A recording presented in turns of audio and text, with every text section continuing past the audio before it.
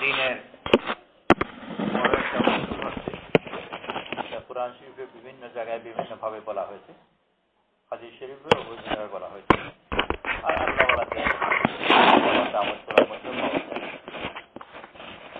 এটা মেনে চলা, দুনিয়ার হোক আর দিনের হোক সব ব্যাপারে যেরকম কথা বুঝতে হয়, না বুঝে যদি করে তো ভুল হবে। আর ঠিক শিখা বলে তোর এই সব বুনিয়াদী উসুলগুলো বা দিনের সব বৈশিগুলো বুঝতে হয়। যেমন রব শব্দ, এর অর্থ কি, কিভাবে ব্যবহার করা হয়, তো সবকিছুর মধ্যে এক এক সময় এক একটা কথা বা একটা নীতি সম্বন্ধে বিভিন্ন পরিবেশের কারণে ভুল ধারণা সৃষ্টি হয়, তখন আবার ওইটাকে ওখানে ওই সময় ঠিক করতে হয়। আরেকগুলো হতেই থাকবে, চলতে থাকলে শুদ্ধ কথাও আসবে, ভুল কথাও আসবে। আরেকগুলো আল্লাহ তাআলা তার নেক বান্দাদেরকে দিয়ে সংশোধনও করিয়ে থাকেন।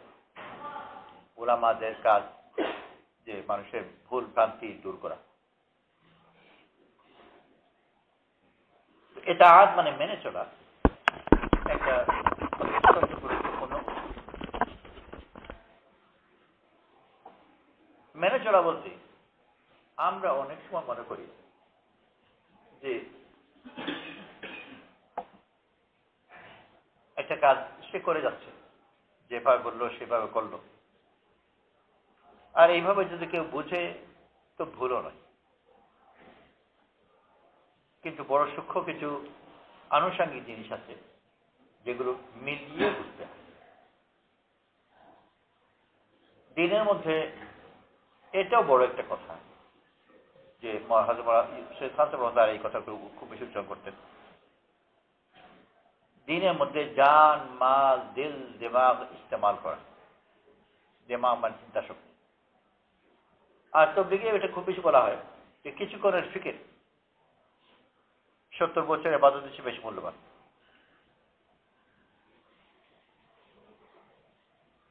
এটা বলতে যদি এটাই হয় যে যেভাবে বললো ভাবে করলাম, তো ওই জায়গায় চিন্তা ফিকির কোনো প্রয়োজন আছে কি?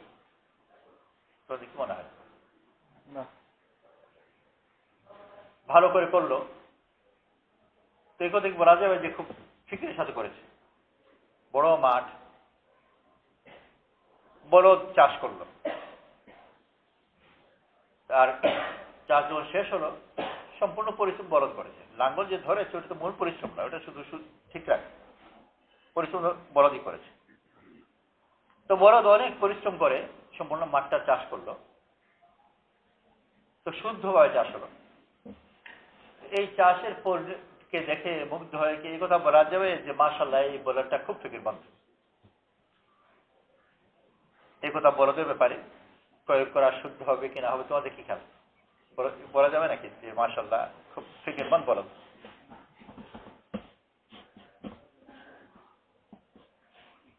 বলা যাবে না। কেন বলা যাবে না?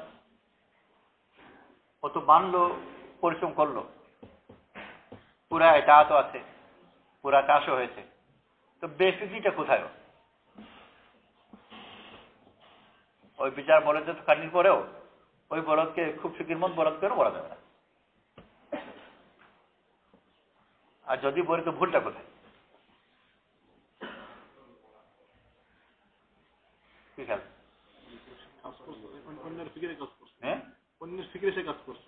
বলা হয়েছে তাদের সাথে করার।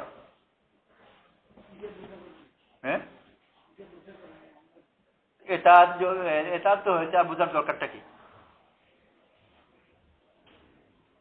বলো তুই বলছিস যে আমি আগে বুঝিনি, বসে থাকলো। ও তো কাজ করার এটা হাতের সাথে করার। আর বলতে যখন বিক্রি করে তো ভালো যারা কৃষক তারা এটা দেখবার বোঝার চেষ্টা করে যে বলদটা তার আচরণ কিরকম, মতির কিনা। অনেক বলদ আছে তাকে চালানো মুশকিল, অনেক ব্রত আছে খুব সহজে চালানো যায়, ওই যারা লাঙ্গল চালা তারা বুঝে। কিনবার সময় একটা এটা আছে শিবতলা বলদ কিনতে চায়। কিছু কিছু বলদ আছে কিন্তু চালানো মুশকিল, বসে যাবে বা এর বাতায় চলবে। ঘোড়ার মধ্যে ওরকম আছে, অবাধ্য ঘোড়া। আর ঘোড়ার মধ্যে এমন একটা টেকনিক আছে যে খুব পাকা যদি না হয় তখন এমন একটা লাফ দেয় যে উড়িয়ে দেবে পিঠ থেকে। ওই সে 2-3 দিন আগেই আব্দুর রহমান, ওনার পেটে খুব পিঠে এখনো ব্যথা আছে, ওই ট্রেনিং এর সময় ঘোড়ার থেকে পড়েছিলেন, তো ওইটা ব্যথা খুব ভালো করে এখনো সারেনি। তো বলছিলেন যে ঘোড়ার ওনাদের যে ট্রেনার ছিল, ওনারা তো আর্মির অফিসারদের জন্য, আর ট্রেনার যে দক্ষ লোক অফিসার নয়। তো সবাইকে পিঠে উঠানো বলতে হচ্ছে, ও নাকি বিশেষ একটা কি একটা শুরু করে গাল দিকে একটা শব্দ, মানে গালের ভিতরে বিশেষ করে একটা ধ্বনি করে। ঘোড়াগুলো তো ট্রেন, দক্ষ ঘোড়া, সে খুব ট্রেনিং পাওয়া, ওর ওই শব্দের সাথে এমন উদ্ভট এক লাফতে ওই পিঠে পড়ে যায়। খুব মজবুত লোক না হলে, ঘোড়াকে চড়ার ব্যাপারে খুব দক্ষ না হলে, আর না তো কেউই অত বেশ পাকা না, যেমনি ওরকম করেছে পিঠে যতজন ছিল সব পড়ে ঘোড়া লাফতে ফেলে দিয়েছে। পড়ে যাওয়ার পরে আবার ওই যে ঘোড়ার ট্রেনার যে, সে আবার ইংরেজদের উপর আক্রমণ, যে কিসকে অর্ডার आप उतर गए।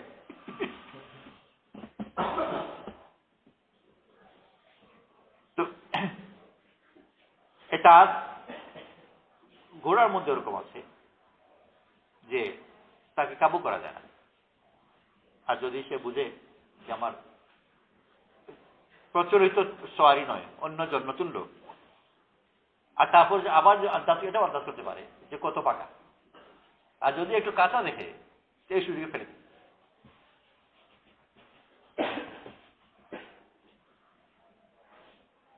ঘোড়া তো আমাদের দেশে অত বেশি প্রচলন নেই, কিন্তু কৃষকরা এটা খুব ভালো করে জানে যে সব বলদ কিন্তু তাদের মধ্যে ইতাআতের সিফত অত নাই। কিছু কিছু যারা আছে সে বলবে খুব কদরে, ভালো চাষ করলো, সে ইতাআত আছে, শক্তি আছে, ভালো চাষ করলো। তো ফিকিরের দরকারটা কোথায়?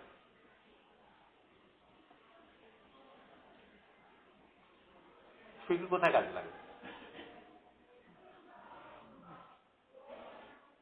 তো উদ্দেশ্য এটাই বলার যে আল্লাহ তাআলা দ্বীন বলদকে দেন, মানুষকে দিয়েছে। আর শুধু মানুষকে নয়, দ্বীন কাকে দেওয়া হয়েছে? কাকে বল? আকিল বালিগ মানুষ। পাগলকে দ্বীন দেওয়া হয়। পাগলের উপর শরীয়ত কোনো হুকুম জানি না। যদি ফুল পাগল হয় তাহলে তোর উপর শরীয়ত কোনো হুকুম প্রযোজ্য হয়। ও যদি মার্ডার করে গুনাহ হবে না। আর দেশের আইনেও, শুধু আমাদের দেশে না, দুনিয়ার যে কোনো দেশের আইনে ও যদি পাগল হয়, জেনুইন পাগল, 2 নম্বরে হলে হবে না। ও যদি মার্ডারও করে কোনো শাস্তি হবে না। এরকম নয় যে কিছু ঠিক আছে ওকে আধা ফাঁসি দেওয়া হোক যেহেতু পাগল, ওকে ফুল ফাঁসিও দেবে না, আধা ফাঁসিও দেবে না, কোনো শাস্তি হবে না। পাগল, পাগলের উপর দুনিয়ার আইনও চলে না, আল্লাহ তাআলার শরীয়তের আহকামও চলে না। চলে আকিলের উপর, যার কাছে আকল, বাচ্চার উপরে চলে না, আকিলের উপর যার কাছে আকল আছে। তো বড়দের ব্যাপারে যদি হতো তাহলে বড়দের কোনো আকল নাই, আরো সবচেয়ে ভালো মুসলমান হতো। আকলের ব্যবহারটা কোথায়? সমস্যা রয়েছে, এটা দিয়ে কি কাজ করবে? যে এটা একটা প্রশ্ন চিন্তা কর, উত্তর আমি জানি। এরকম নয় যে ঠিক আছে পরে উত্তর দেবো, উত্তর জানি না, খুঁজে বের করতে হবে। কিন্তু যেহেতু আকলকে একটা মূল্যবান জিনিস দেওয়া হয়েছে, যে নিশ্চয়ই তার কোনো একটা জায়গায় ব্যবহার আছে। আর শুধু যে চুরি ডাকাতির জন্য তা না, ভালো ভালো ব্যবহার আছে, কিন্তু সেই ব্যবহারটা কোথায়, কি প্রয়োগ তার, বাচ্চা যায়। তখন ভিন্ন প্রসঙ্গে আসে। রাসূল করিম সাল্লাল্লাহু আলাইহি ওয়াসাল্লাম আবু হুরায়রা রাদিয়াল্লাহু আনহুকে জুতা মোবারক দিয়ে নিদর্শন স্বরূপ পাঠালেন যে যাকে পাও লা ইলাহা ইল্লাল্লাহ দিল থেকে বলে তাকে জান্নাতের সুসংবাদ দাও। জুতা মোবারক দিলেন প্রমাণ যে আমি রাসূল সাল্লাল্লাহু আলাইহি ওয়াসাল্লামের দূত হিসেবে এসেছি। প্রথমে পেলেন ওমর রাদিয়াল্লাহু। ওমর রাদিয়াল্লাহু জিজ্ঞেস করলেন, এটা কি? রাসূল সাল্লাল্লাহু আলাইহি ওয়াসাল্লামের জুতা। কি কথা? বুঝতে পারছেন এটা প্রমাণ কি কথা? যে লা ইলাহা ইল্লাল্লাহ বলে সে জান্নাত। ওমর রাদিয়াল্লাহু বুকের উপর ধাক্কা দিয়ে যাও, ফিরে যাও।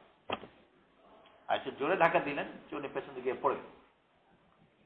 তারপর ওমর রাদিয়াল্লাহুর ধাক্কা এবং বকুনি দুটো মিলে তারপর রাসূল সাল্লাল্লাহু আলাইহি ওয়াসাল্লামের কাছে ফিরে বলে যাও, ফিরে যাও, ফিরে গেল। পেছন পেছন ওমর রাদিয়াল্লাহু আর এসে রাসূল করিম সাল্লাল্লাহু আলাইহি ওয়াসাল্লামকে জিজ্ঞেস করেন যে আপনি পাঠিয়েছেন নাকি? হ্যাঁ।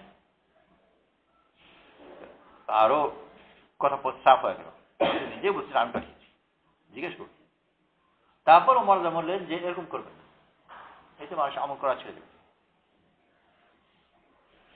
এই দুজনের মধ্যে আবু হুরায়রা রাদিয়াল্লাহু আনহু আর ওমর রাদিয়াল্লাহু আনহু, এই দুজনের মধ্যে ইতাআতের সিফত কার ভিতর বেশি?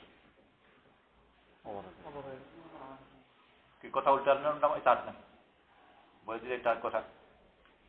উনি কেমন কেন বলছেন ওমর যেমন? যেহেতু উনি বড় সেই জন্যে বললেন যে ওমর রাদিয়াল্লাহু বলে কথা তোমার টিকাও। অন্যান্য আমলের এই ঘটনা ব্যবহার করা হচ্ছে। দূরদর্শিতা ছিল। প্রশ্ন তো দূরদর্শিতার না, প্রশ্ন হলো যে ইতাআত কার? কার কি কাজ? আর মুসলমান হিসেবে দরজা আছে। মুসলমান হিসেবে আল্লাহর কথা তো জানা যায় না, কিন্তু রাসূল সাল্লাল্লাহু আলাইহি ওয়াসাল্লামের মাধ্যমে আন্দাজ করা যায়। আর রাসূল সাল্লাল্লাহু আলাইহি ওয়াসাল্লামের দৃষ্টিতে ওটা তো প্রমাণিত জিনিস। কার কদর বেশি? দুজনেই স্বাভাবিক, দুজনেই খুব মূল্যবান, কিন্তু তবুও এর মধ্যে একটা পার্থক্য আছে। এই দুজনের মধ্যে কার কদর বেশি? এই ঘটনায় রাসূল সাল্লাল্লাহু আলাইহি ওয়াসাল্লাম কাকে সমর্থন করলেন? রাসূল সাল্লাল্লাহু আলাইহি ওয়াসাল্লাম বা কোরআন শরীফে হাদিস শরীফে বিভিন্ন যে ইতাআতের উসুল আছে, যে ব্যক্তি বিশেষে এই উসুলগুলো কি বাতিল হয়ে যায় নাকি? যে ওমর রাদিয়াল্লাহু আনহু গুরুত্বপূর্ণ লোক, এখন উসুল বাতিল। আবু হুরায়রা যদি বেশি ইতাআতওয়ালা হন, তাহলে রাসূল সাল্লাল্লাহু আলাইহি ওয়াসাল্লাম কোন উসুলে ওমর রাদিয়াল্লাহু আনহুকে বেশি কত করবেন? যে আমার কথা মানে না তার কত বেশি? বলো। আকলটা খারাইছেন স্যার। হ্যাঁ, আকলটা খারাইছেন। ওটাও আকল এখন কাজে রাখছে।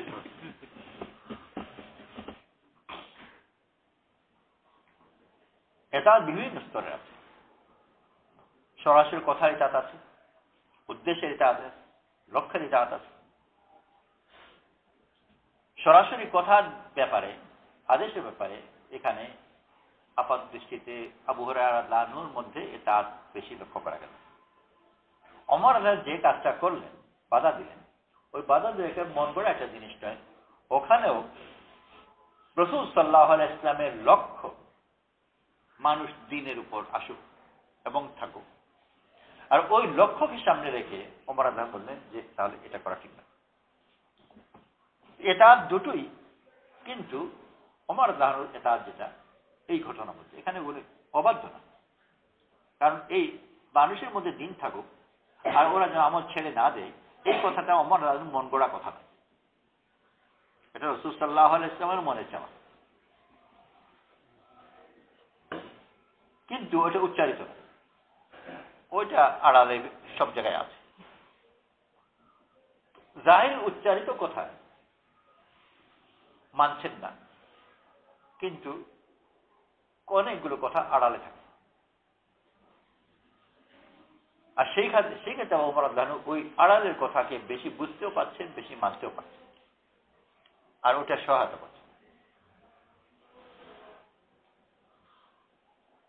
আবু যর গিফারী রাদিয়াল্লাহু আনহু যখন ইসলাম কবুল করলেন, রাসূল করিম সাল্লাল্লাহু আলাইহি ওয়াসাল্লাম ওনাকে বললেন যে তোমার কওমে ফিরে যাও, আল্লাহ তাআলা দ্বীনকে যদি প্রতিষ্ঠিত করেন আমরা খবর দেব আর তুমি জানবে তোমার আসবে। আবু যর রাদিয়াল্লাহু আনহু উনি বললেন যে মজমা গিয়ে কলিমা এলান করো, আর করলেন। রাসূল সাল্লাল্লাহু আলাইহি ওয়াসাল্লাম কথার উল্টো যদি কেউ করে তো সে মুসলমান থাকে না, মুরতাদ। এই ঘটনার পরিপ্রেক্ষিতে আবু যর গিফারী রাদিয়াল্লাহু আনহুর উপর মুরতাদের ফতোয়া দেওয়া যাবে কিনা? কেন না? দিল চাইতেছিল যে দিল চিরে রেখে যখন যখন ওসামা রাদিয়াল্লাহু আনহু একজন কাফির যখন তলোয়ার তুলেছেন সে কলিমা পড়ল, কিন্তু ওসামা রাদিয়াল্লাহু আনহু তবুও তার কতল করলেন। রাসূল করিম সাল্লাল্লাহু আলাইহি ওয়াসাল্লাম যখন জানলেন যে কলিমা পড়ার পরে কতল করেছেন, তো রাসূল সাল্লাল্লাহু আলাইহি ওয়াসাল্লাম জিজ্ঞেস করলেন যে তুমি কি কলিমা পড়ার পরে কতল করেছো?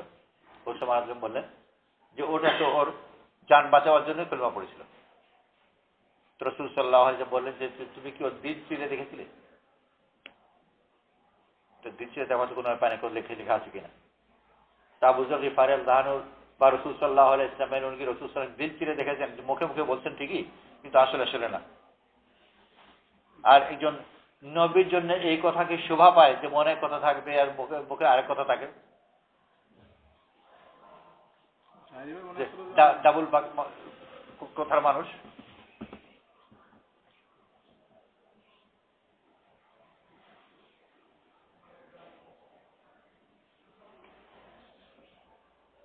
সম্ভবত আব্দুল্লাহ ইবনে আবি সালেহ, যে কথা আমাদের দেশে অনেক ভুল করে ওয়াহশী রাদিয়াল্লাহু আনহু সম্বন্ধে বলা হয়, কিন্তু মূল কথা আব্দুল্লাহ ইবনে আবি সালেহ রাদিয়াল্লাহু আনহু সম্বন্ধে, যিনি মুরতাদ হয়েছিলেন ফতহ মক্কার পরে ওসমান রাদিয়াল্লাহু আনহু ওনাকে নিয়ে এসেছিলেন আবার কলিমা পড়বার জন্য। আর ওসমান বারবার বলার পর তারপর উনি কলিমা পড়েছেন, রাসূল সাল্লাল্লাহু আলাইহি ওয়াসাল্লাম রেখেছেন। ওনার উপর রাসূল সাল্লাল্লাহু আলাইহি ওয়াসাল্লাম মুরতাদ হওয়ার কারণে কতলের হুকুম দিয়েছিলেন। ওসমান রাদিয়াল্লাহু আনহু ওনাকে নিয়ে এলেন আর রাসূল সাল্লাল্লাহু আলাইহি ওয়াসাল্লামের কাছে পেশ করলেন, আর রাসূল ওসমান রাদিয়াল্লাহু আনহু সুপারিশ করলেন, উনিও কলিমা পড়লেন, কিন্তু এর মাঝখানে কিছু একটু সময়ের একটু ফাঁকা। পরে রাসূল সাল্লাল্লাহু আলাইহি ওয়াসাল্লাম জিজ্ঞেস করলেন যে তোমার কেউ কতল করলে না? ওনার উপর কতল হুকুম তো ছিল, আর সামনে আনা হয়তো কতল করলে না কেন? সাহাবাদের মধ্যে কেউ বললেন যে আপনি একটু চোখ দিয়ে ইশারা করতেন। বলেন যে রাসূল সাল্লাল্লাহু নবীর জন্য এই চোখের ইশারা মানায় যা হবে পরিষ্কার। তো তুমি যে বললে যে মনে মনে ছিল, তো মুখের কথা মনে আর উল্টো কথা।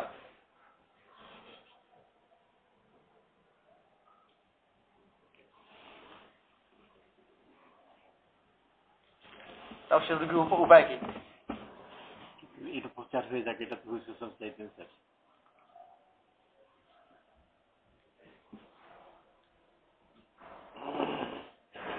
বাহ্যিকভাবে দেখা যাচ্ছিল যে এরা বিরুদ্ধতা উসুলের বাইরে যাওয়া, কিন্তু বিতর্কভাবে গভীরভাবে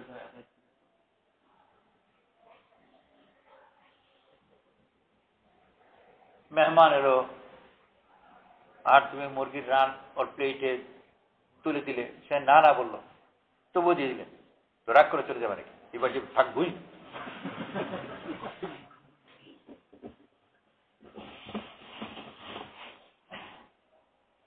কথা তো মানলে না, আর মুড়ি তো তবু দিয়ে দেন, তো মেহমান বলবেন যে আমাকে অপমান করেছে।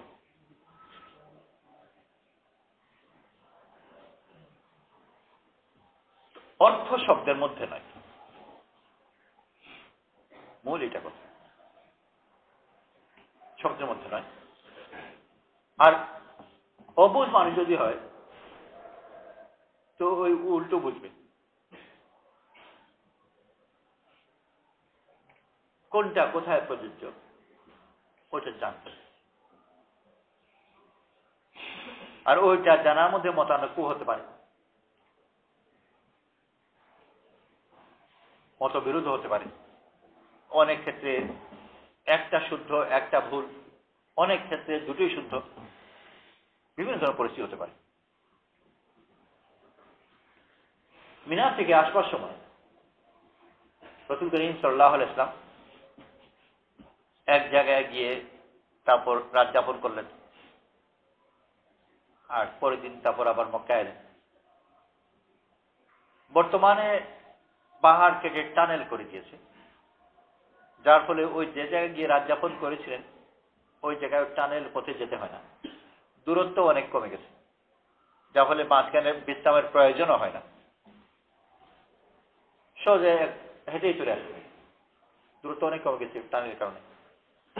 কিন্তু রাসূল সাল্লাল্লাহু আলাইহি ওয়াসাল্লামের সময় এই টানেল ছিল না, উনি হেঁটে এসেছেন, আর যে পথ ছিল সেই পথ আর লম্বা ছিল, আর লম্বা পথ হওয়ার কারণে মাঝখানে বিশ্রামের একটা প্রয়োজন হয়েও যেত, বিশ্রাম রাত যাপন করেছে। এখন মিনা থেকে ফেরার সময় কেউ যদি বলে যে রাসূল সাল্লাল্লাহু আলাইহি ওয়াসাল্লাম যে পথে গিয়েছিল ওই পথে যাও, আর রাসূল সাল্লাল্লাহু আলাইহি ওয়াসাল্লাম যেখানে গিয়ে রাত যাপন করেছে আমরা রাত যাপন করবো, পরের দিন সকালে মক্কায় যাও, যেহেতু রাসূল সেইভাবে করেছেন এটাই সুন্নাত। বর্তমান যেটা করা হচ্ছে আরাম বলবো না, সুন্নাত তো হলো না। আরো কেউ বলবে যে আল্লাহ তাআলা সুযোগ সুবিধা দিয়েছে ভালো, এটা ব্যবহার করো, সহজ পথ হয়েছে, সহজ পথ বাদ দিয়ে পেছার পথে কেন যাবো? সে বলবে যে কিন্তু এটা সুন্নাত, এবং বড় কোনটা করবে?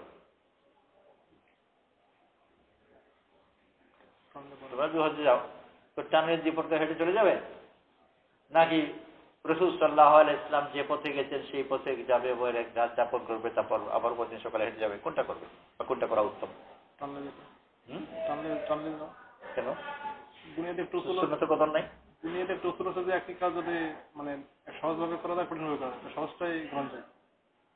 তো বলছি যে সহজটাকে সহজ পথই করবে, দিনের ব্যাপারে ঢিলা। আর কার কি খেয়াল? ইমান বলে দিবে স্যার, কে কোন দিকে জানে, ওইটা তো উত্তর না দেওয়ার সময় ব্যক্তি বিশেষে ভেরিফাই হয়।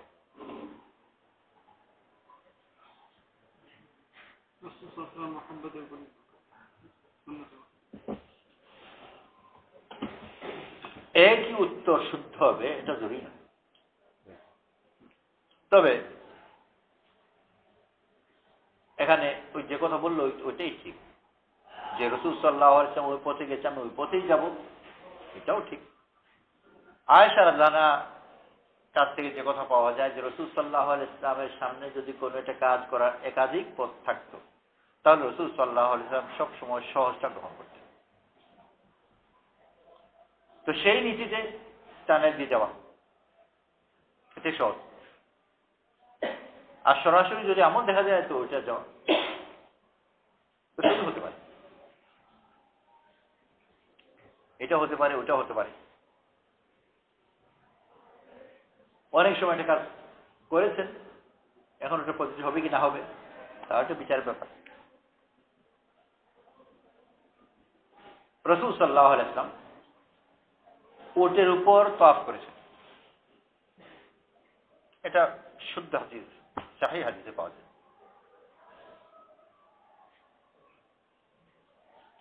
উটের উপর তাওয়াফ করেছেন। মুহাম্মদ ইবনে আব্দুল ওয়াহাব রাহমাতুল্লাহ আলাইহি উনি বলেন যে রাসূল সাল্লাল্লাহু আলাইহি ওয়াসাল্লাম যেভাবে করেছেন আমি ওই তাওয়াফ করব। বর্তমান ফুকাহারা এটা উৎসাহিত করেন সওয়ারি নিয়ে মতাফে না ঢোকা। উনি বললেন যে রাসূল সাল্লাল্লাহু আলাইহি ওয়াসাল্লাম হচ্ছেন আসল লোক, মানে আমি আল্লাহ রাসূল কথা বলেন না ফজল কথা বলেন। তাওহীদের দাবি কি? আসল তাওহীদ, উনি আসল তাওহীদের উপর বলে রাসূল সাল্লাল্লাহু আলাইহি ওয়াসাল্লাম বলছেন ওইটাই ঠিক, ফকির কথা কেমন, যদি আমি ওটা বাদ দিয়ে ফকির কথা মানি তাহলে সেটার মধ্যে পড়ে গেলাম। আসল তৌহিদ। তো উনি উট নিয়ে তওয়াফ করতে গেছে, কিন্তু উটগুলো ছিল বেওকুফ। ওরা মতাফের মধ্যে উটগুলো গিয়ে গোবর দিয়ে লাদি গোটা মাথা ভরে পরিষ্কার করা হয়তো মহা যাবে না।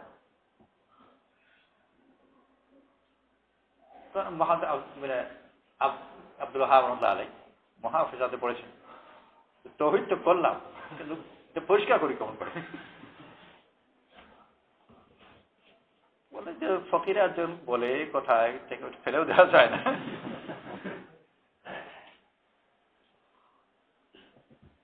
ফকিরা করতে বললো, কিছু কিছু ফকির আছে উট চিনে।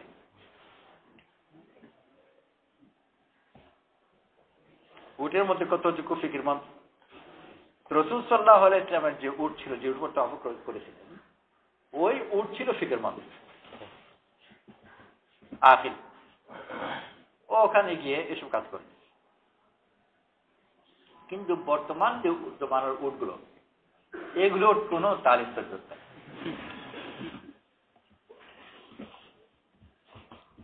তরবিয়ত ইয়াফতা যদি উট হয়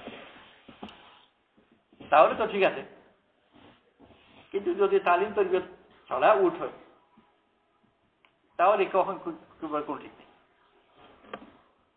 তখন উট দেখে চিনতে হবে একটা তরবিয়ত ইয়াফতা নাকি বা একেবারে গ্রাম্য।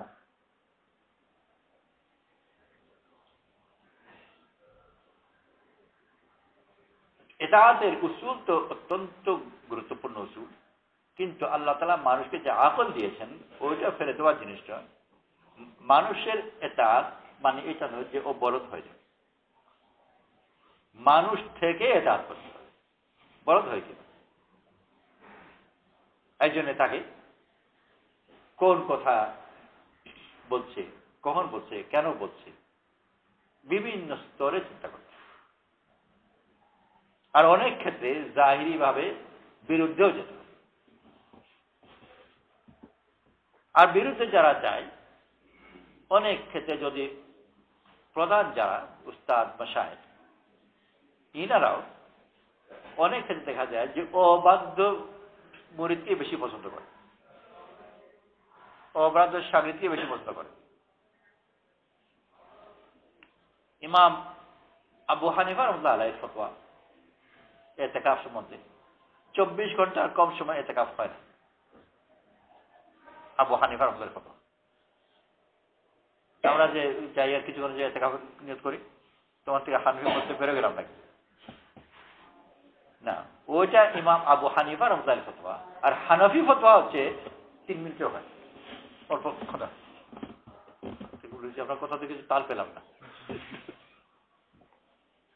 বলে আবু হানিফা রাহমাতুল্লাহ ফতোয়া হচ্ছে 24 ঘন্টার নিচে হয় না, আর হানাফি ফতোয়া হচ্ছে যে অল্প সময় হয়। আবু হানিফা রাহমাতুল্লাহ ফতোয়া আর হানিফা ফতোয়া আবার কি জিনিস? আবু ইউসুফ রাহমাতুল্লাহ আলাইহির ফতোয়া যে কোনো সময় অল্প সময়ের জন্য হয়, আর এটা আবু হানিফা রাহমাতুল্লাহ ফতোয়া না।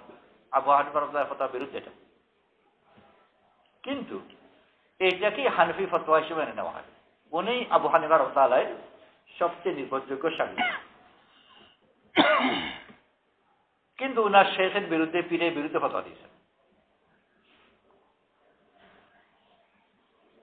আর এটা হানফি ফুকাহারা, ইমামরা উনার ফতোয়াকে হানফি হিসেবে গ্রহণ করেন।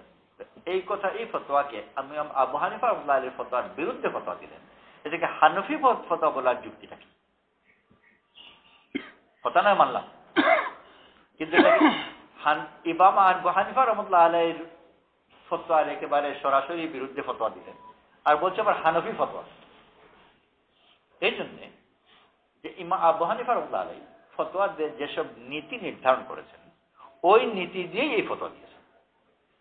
যদি ফতোয়া ভিন্ন, নীতি ভিন্ন হয়, সেই জন্যে হানফি ফতোয়া। আর উনি আমার সাথে যে যিনি উনার উস্তাদের ফতোয়ার উল্টো ফতোয়া দেন, আর উস্তাদের কাছে ইনি সবচেয়ে বেশি প্রিয়। যেরকম রাসূল সাল্লাল্লাহু আলাইহি ওয়াসাল্লামের কাছে ওমর দান কত, আবু হুরায়রা চেয়ে একটু বেশি হবে। অস্ত্র আবহাওয়া ওমর আল্লাহর এই একমাত্র ঘটনা না, এছাড়া আরো ঘটনা আছে যখন রসুল সাল্লাহ আলাইহি কথা উল্টো বলছে, কিন্তু না কত বেশি। রসুল সাল্লাহ আলাইহি ওয়াফাতের পরপরই ইয়ামামার যুদ্ধ হল মুসলিমা কাযাবের সাথে। ওই যুদ্ধে প্রায় 70 জন কারি শহীদ হলেন। কারি মানে হাফিজ, ওই জমানায় হাফিজদেরকে কারি করা হতো, অর্থাৎ 70 জন হাফিজ শহীদ হলেন। ওমর রাদিয়াল্লাহু আনহুর আশঙ্কা হলো যে কোরআন হারিয়ে যাবে। তখন কোরআন লিখিত কিতাবের আকারে ছিল, খণ্ড খণ্ড বিক্ষিপ্ত, কাছে কিছু অকাছে কিছু লেখা ছিল, কিন্তু সম্পূর্ণ কিতাবের আকারে কোরআন শরীফ ছিল।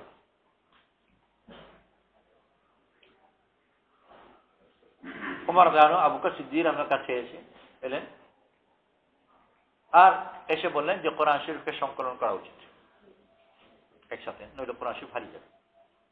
ওনার ভাষা এরকম ছিল যে এই যুদ্ধে 70 জন কারি শহীদ হয়েছে, ভবিষ্যৎ যদি কখনো এরকম আবার যুদ্ধ হয় তো এই কারিরা পোকার মতো যেরকম আগুনের আপনারা লাফিয়ে লাফিয়ে ঝাঁপিয়ে ঝাঁপিয়ে পড়ে পড়ে মরে যাবে। এই ভাষা বলেছে যে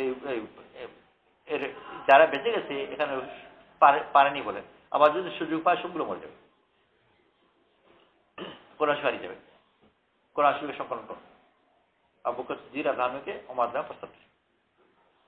আবু বকর সিদ্দিক রাদিয়াল্লাহু আনহু বললেন, আমি কি ওই কাজ করব যে কাজের আমাকে আদেশ দেওয়া হয়নি? নতুন কাজ, ইসলামে নতুন কাজের অনুমতি আছে নাকি? নতুন নতুন জিনিস আবিষ্কার করো। মান আহদাস ফি আমরিনা হাযা মা লাইসা মিনহু ফাহুয়া রাদ, সহিহ হাদিস। আর দেশ থেকে যদি বেরো আর আরব দেশে যাও, এমন কোনো খুতবাই পাবে না এই সহিহ হাদিস ছাড়া আরম্ভ করে, যা আমার কাছ থেকে নয়, যা আমাদের দিনের মধ্যে নয়, যে একটা জিনিস আবিষ্কার করলো ওর এটা গ্রহণযোগ্য না। আবু বকর সিদ্দিক রাদিয়াল্লাহু আনহু কথা বললেন যে এটা আদেশ দেওয়া হয়, যে আদেশ দেওয়া হয়েছে নতুন আবিষ্কার মানলেন। কিন্তু ওমর রাদিয়াল্লাহু আনহু বারবার বলাতে সে মেনেও নিলেন।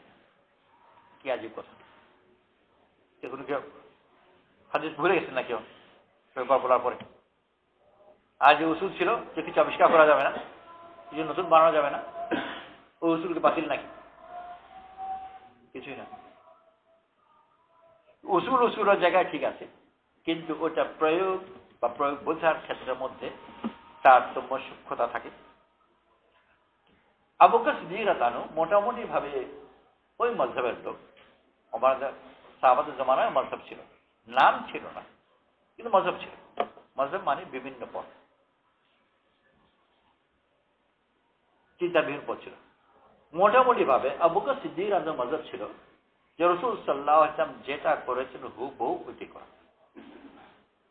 ওই যে আমরা অনেক সময় শুনি যে সাহাবারা যাওয়ার সময় এক জায়গায় গিয়ে পেশা করতে বসলেন, আর জায়গায় ডাল মাথায় ছিল, কিন্তু ডাল নেই, কিন্তু মাথায় করলেন। এটা যে সব সাহাবারা করতেন তা কিন্তু নয়। সাহাবাদের মধ্যে কেউ কেউ, বিশেষ করে আব্দুল্লাহ ইবনে ওমর রাদিয়াল্লাহু আনহু এই মাযহাবে ছিল। আব্দুল্লাহ ইবনে ওমর রাদিয়াল্লাহু আনহু আবার ওনার বাপের মাযহাবে, ওনার মাযহাব হিসেবে মানতেন আবু বকর সিদ্দিকের মতো। ওমর যে মাযহাবে ছিলেন, ওমর রাদিয়াল্লাহু আনহু মোটামুটি হানাফি মাযহাবে ছিলেন। তাওয়িল করতেন, বুঝতেন যে আড়ালে কি আছে। কারণ হানাফির মধ্যে অনেক আগে ইব্রাহিম আলাইহিস সালাম ওনার ছেলে ইসমাইল আলাইহিস সালামকে বললেন, সফর গেলেন, আর গিয়ে ওনাকে পেলেন না, ইসমাইল আলাইহিস সালামের স্ত্রীকে পেলেন। জিজ্ঞেস করলেন যে দিনকাল কেমন কাটছে? উনি বললেন কষ্ট মষ্টে কোন রকম কাটছে, মানে খুব বেশি সবরওয়ালা না শুক্রওয়ালা না, বুঝা গেল। উনি বললেন যে তোমার স্বামী এলে আমার সালাম দিও আর তাকে বলবে যে চৌকাট বদলাতে। উনি সালাম দিলেন আর বললেন চৌকাট বদলাবে। উনি বুঝলেন চৌকাট বদলানোর অর্থ, উনি বউকে তালাক দিলেন। এই যে চৌকাটের অর্থ নিলেন তালাক, এটা হানাফি মাযহাবের। ইসমাইল আলাইহিস সালাম হানাফি মাযহাবের অনুসারী। চৌকাট বললাম, চৌকাট বলাবো, যেটা করেছে ওইটাই। তা আবু বকর সিদ্দিক রাদিয়াল্লাহু আনহু ছিলেন যেটা বলেছে ওইটাই আহলে হাদিসের, আর ওমর রাদিয়াল্লাহু আনহু ছিলেন হানাফি। কিন্তু এই ব্যাপারে আবু বকর সিদ্দিক রাদিয়াল্লাহু আনহু ওমর রাদিয়াল্লাহু আনহুর মযহাব মানেন। যেরকম অন্যান্য কোন কোন ঘটনায় ওমর রাদিয়াল্লাহু আনহু আবু বকর সিদ্দিক রাদিয়াল্লাহু আনহুর মযহাব মানছেন।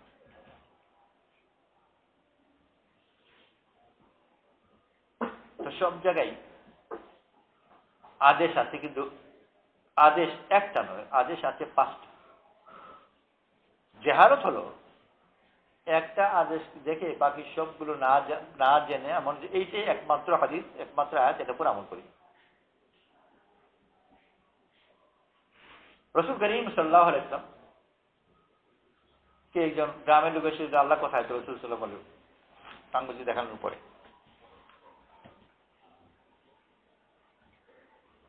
এই জমানার কিছু কিছু ওই হাদিস বৈজ্ঞানিক জাতীয় লোক আছে, তারা এই হাদিস পেয়েছে। কোরআন শরীফে অনেকগুলো আয়াত আছে যেখানে আল্লাহ তাআলা যেদিকে তাকাও ওখানে আল্লাহ, আইনামা তাওয়াল্লা ফাসাম্মা ওয়াজহাল্লাহ, যেদিকে তাকাও ওইদিকে আল্লাহ চেহারা। নাহনু আকরাবু ইলাইহি মিন হাবলিল ওয়ারিদ, আমি তোমাদের শাহরগের জুগুলার ভেনের কাছে চেয়ে বেশি কাছে। যে ডাকে আমি তার করিব, আজিবু দাওয়াত দাই ইজা দাআনি ফাইন্নী করিব, এগুলো অনেকগুলো করতে হবে। কিন্তু হাদিস বিজ্ঞানী বিচারা ওর কাছে একটা হাদিসের খেয়াল আছে। তাবলীগ জামাত গেছে দাওয়াত দিতে, হাদিসওয়ালা জিজ্ঞেস করলো, প্রথম জিজ্ঞেস করলো যে আল্লাহ দাওয়াত দিচ্ছে, আল্লাহ কোথায়? তো আল্লাহ কোথায় উত্তর দেওয়া তো মুশকিল, আল্লাহ তাআলা নিজে কত কথা বলেছেন, যে এদিকেও এদিকেও এদিকেও, কোথায় কি বলবে? তো কিছু না, আল্লাহ ওখানে। জাহালত এক হাদিস পেয়েছে, আরো যে কোরআন শরীফে অনেকগুলো হাদিস আছে, অনেকগুলো আয়াত আছে, অনেকগুলো কথা আছে, সব ভুলে গেছে বা জানেন, একটা হাদিস পেয়েছে। এটা হলো জাহালত।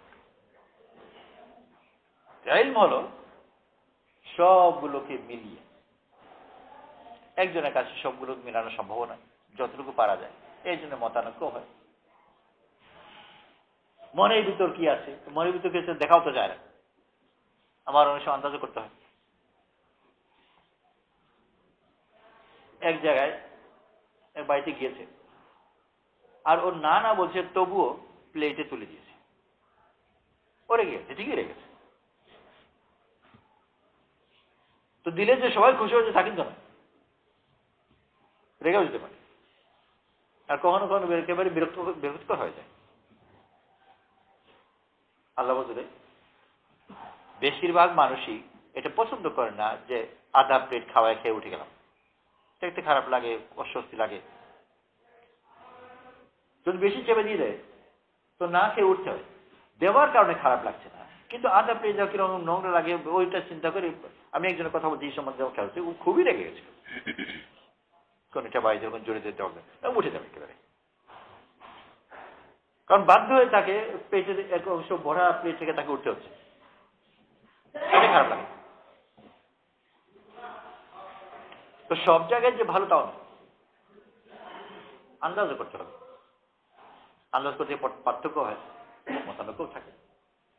তো আল্লাহ তাআলা দিন দিয়েছেন, এই দিন আমাদের কাছ থেকে দাবি করে যে মানুষের বড় সম্পদ যেটা আকল, ওইটাকে যেন সে ব্যবহার করে। মানুষের কাছ থেকে মানুষের কামাল বলদ হয়ে যাওয়া না। এই জাত যদি মনে করে যে বলদ হয়ে যাওয়া, ওইটা মানুষের কামাল। মানুষের কামাল মানা ঠিকই, কিন্তু তার আকলকে ব্যবহার সহ মানে। আর উদ্ভাবনা, কিছু নতুন একটা জিনিস আবিষ্কার করা নিষেধ খুব আছে, আর এর ফজিলত কিছু কম নয়। মান সান্না ফিল ইসলামে সুন্নাতান হাসানাতান ফালাহু আজরুহা ওয়া আজরু মান আমিলা বিহা। মান সান্না ফিল ইসলামে সুন্নাতান হাসানাতান, ইসলামের মধ্যে যে নতুন একটা জিনিস, সুন্নাত মানে একটা প্রথা প্রচলন করলো, প্রচলন দিল, ইসলামের মধ্যে যে নতুন একটা প্রথা প্রচলন দিল, সে ওইটার আজর পাবে এবং ওর পরে যারা যারা এই প্রথা মেনে চলছে তার সবার আজর পাবে। বিরাট ব্যাপার। আজ যে ওযু করার পরেই 2 রাকাত নামাজ পড়ে নেয়, এটা ও সব পাবে, আর এই সব একেবারে বিলাল আজর পর্যন্ত পৌঁছাবে। দুনিয়ার কত মানুষ ওযু করার পরে 2 রাকাত নামাজ পড়ে, আর বিলালের কাছে সব যেতেই থাকবে। এটা ওনার ইনভেনশন, বিদা। আর বিদা শব্দই। আর পুরা দুনিয়াতে তেরাবি নামাজ মসজিদগুলো পড়া হয়। এই বেদাত আমি এই জন্য বলছি যে এইটার ব্যাপারে কিতাবের মধ্যে বেদাত শব্দ ব্যবহার করা হয়েছে, যে এই বেদাতের সব উমর রাদিয়াল্লাহু কাছে যাবে, উবাই বিন কাব রাদিয়াল্লাহু কাছে যাবে, আরো অনেক কাছে যাবে যারা এই বেদাত আরম্ভ করেছে। কারণ এই জন্যই বেদাত বলছি, যে উমর রাদিয়াল্লাহু আনহু এটা প্রথম আরম্ভ করলেন। রাসূল সাল্লাল্লাহু আলাইহি জামানায়, আবু বকর সিদ্দিকের জামানায় তারাবির নামাজ জামাত হতো। বিক্ষিপ্ত নিজে নিজে 2-4 মিলে এখানে ওখানে পড়তেন। রাসূল সাল্লাল্লাহু আলাইহি প্রথম 2-3 দিন সময় পড়েছিলেন, তারপর আর পড়েননি। ঘরে চলে গেছেন, ঘরে গিয়ে পুরা করেছেন, সাহাবারা মসজিদে পুরা করেছেন। এখানে 2 জন, ওখানে 5 জন একই সাথে, যে যেখানে, অর্থাৎ কোন তারাবির জামাত হতো না। এটার কথা। আবু বকর সিদ্দিক রাদিয়াল্লাহু সম্পূর্ণ জামানা এইভাবে গেছে, তারাবির জামাত হতো। ওমর রাদিয়াল্লাহু আনহু প্রথম মসজিদে তারাবির নামাজের প্রচলন করেছে। আমি ইমাম বানিয়েছি উবাই বিন কাব রাদিয়াল্লাহু আনহু, ওনার পেছনে তারাবির নামাজ পড়তে বলেছে। তারপরে একদিন উনি বের হয়েছেন, আর বের হয়ে দেখেন যে ওরকম তারাবির নামাজ উবাই বিন কাব রাদিয়াল্লাহু আনহু পড়াচ্ছেন, আর মুসল্লিরা জামাতে নামাজ পড়ছে। ওমর রাদিয়াল্লাহু আনহু দেখে বললেন, নি'মাল বিদআ হাযিহি, বড় সুন্দর বিদআত এটা। বেদা সবই ভাগ করছে। এই বেদাতের জন্য আজ পুরা দুনিয়াতে 2 হারাম শরীফে তারাবির নামাজ হয়। আর সব 2 হারাম শরীফ সব পুরা দুনিয়াতে যত তারাবির নামাজ হচ্ছে, এই সব তারাবির এই বেদাতের সওয়াব ইনশাআল্লাহ ওমর রাদিয়াল্লাহু আনহু পাবেন, উবাই বিন কাব রাদিয়াল্লাহু আনহু পাবেন, কারণ ওনারা এটা প্রচলন আরম্ভ করেছে। তো একদিকে বলা হলো, মান আহদাস ফি আমরিনা হাযা মা লাইসা মিনহু ফাহুয়া রাদ। আমাদের এই ব্যাপারে, অর্থাৎ দিনের মধ্যে যে নতুন জিনিস আরম্ভ আবিষ্কার করলো, যে দিনের মধ্যে নয়, তো এটা বাতিল।